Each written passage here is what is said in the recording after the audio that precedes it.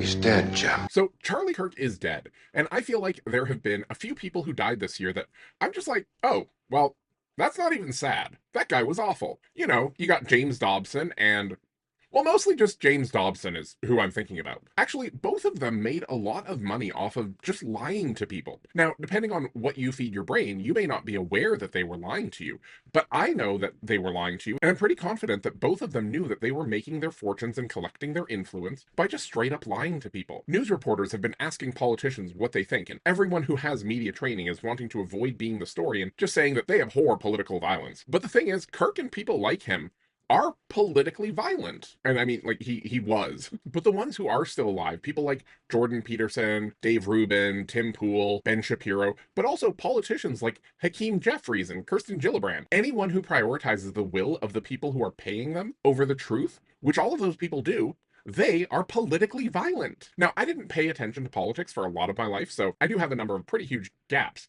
But when you look at any country's politics, you always get people who stand by and just go along to get along when big countries decide to do horrible things to people in smaller countries. They often do this under the pretext that they're bringing democracy and civilization to these areas. But then it becomes financially unviable and they pack up and leave town. And then that country or region loses that artificial stability and they have to start over right from the bottom where you have corrupt warlords just doing whatever they want. And eventually, over generations, they work their way back to stability. But big countries don't seem to care or acknowledge that that cycle is a thing. Now, in general, I make a point to tell my followers not to attack anyone in my name. There have been a number of people who have made up stuff about me, and my response has always been don't feed their mental health crisis with engagement. And it sort of works. But the people who have told lies about me, they're not especially powerful, they're not especially influential. Charlie Kirk?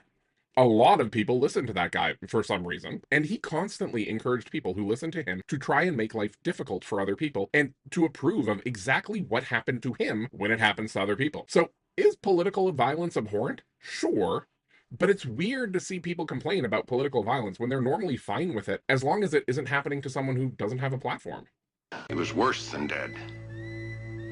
His brain is gone.